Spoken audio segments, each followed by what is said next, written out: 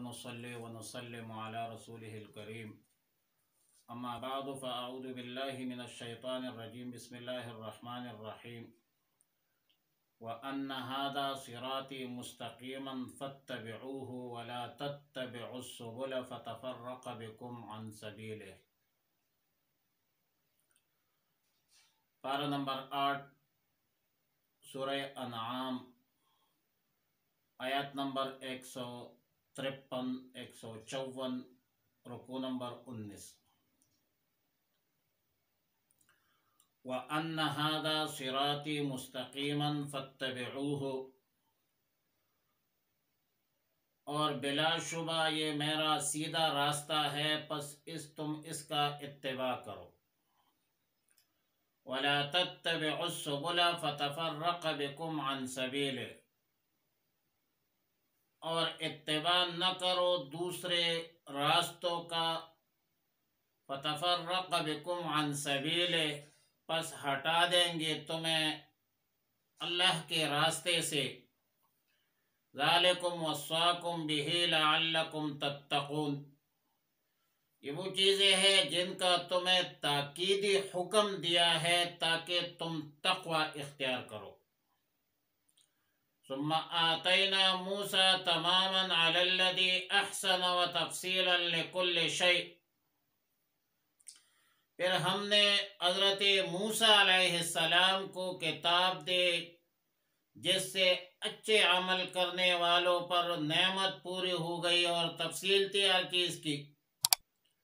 وَهُدًى وَرَحْمَةً، اور جو ہدایت تھی رحمت تھی،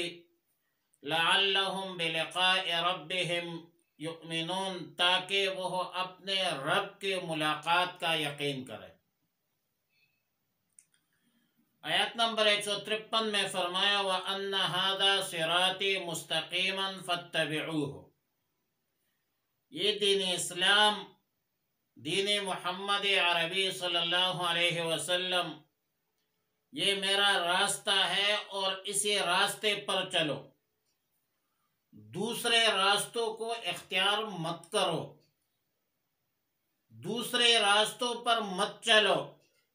ورنہ وہ تمہیں اللہ کے راستے سے جدا کر دیں گے۔ اور ظاہر ہے کہ ھذا اس میں اشارہ ہے اور مشار الیہ دین اسلام ہے، قرآن ہے، اور مستقیماً صفت بصورت حال ہے،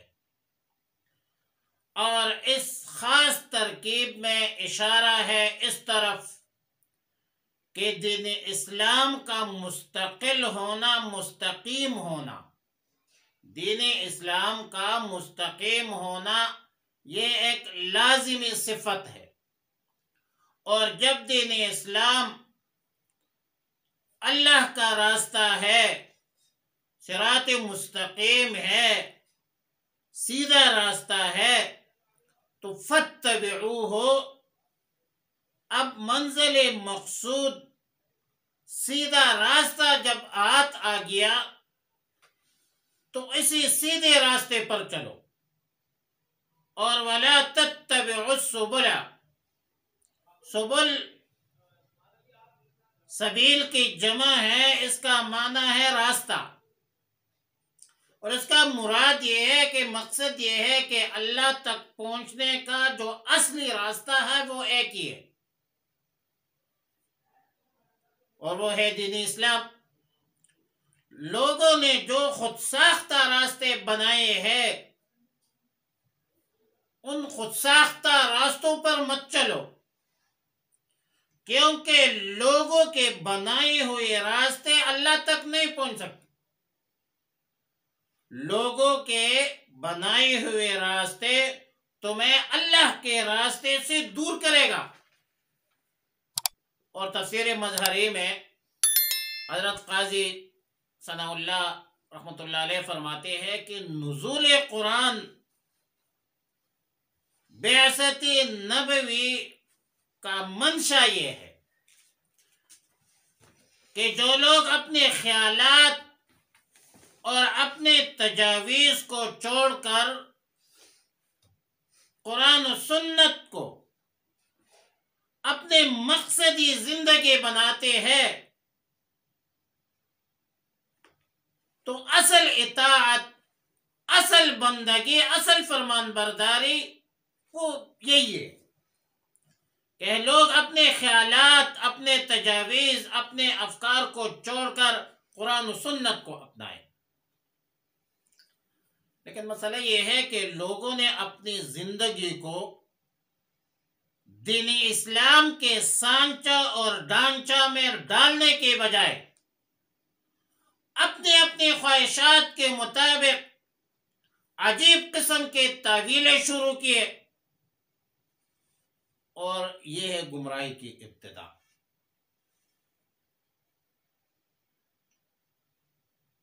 گمراہی کی ابتدا یہ ہے کہ کام بھی غلط اور تعویل بھی غلط، بدعات، رسومات یہاں سے پیدا ہوتی ہے، یہاں سے جنم لیتی ہے۔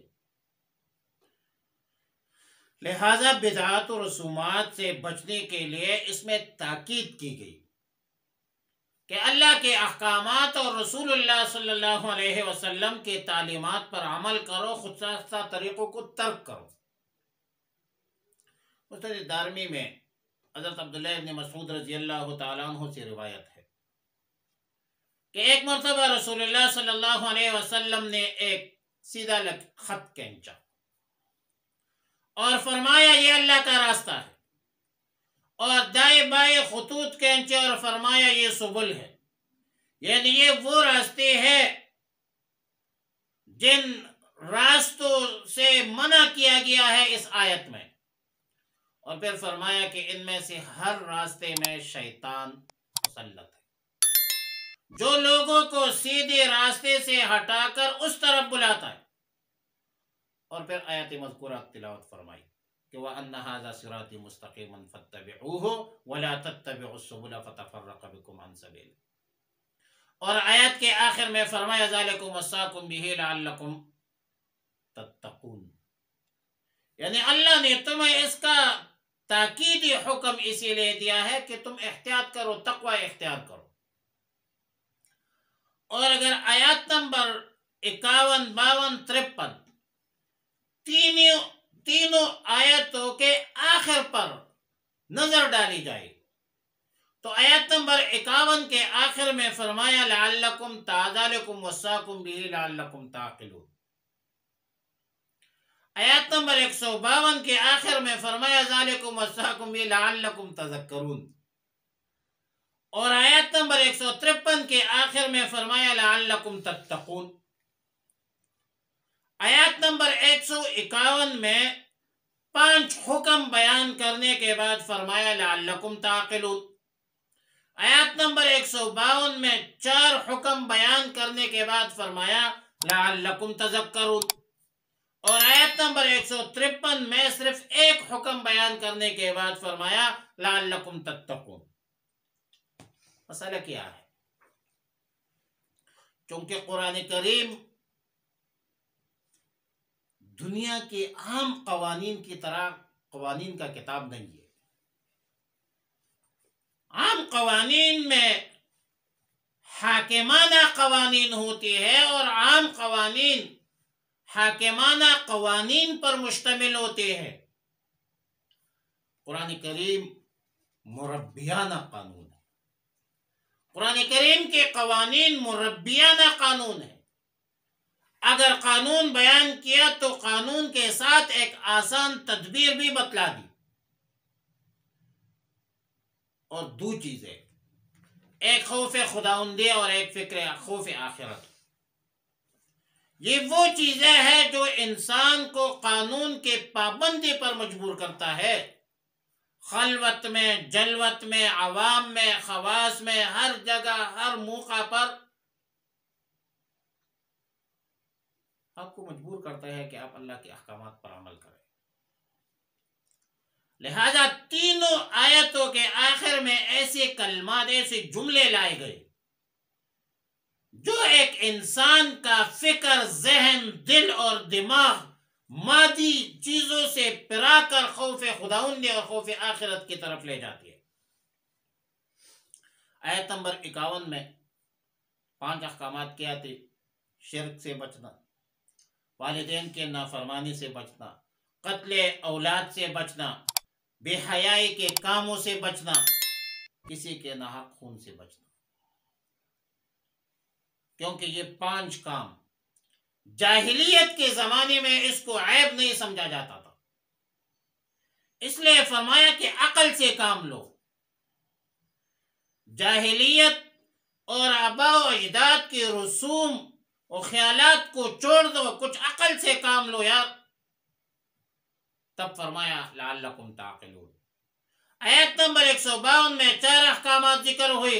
یتیم کا ناحق مال مت کھانا، ناپ تول میں کمی نہ کرنا،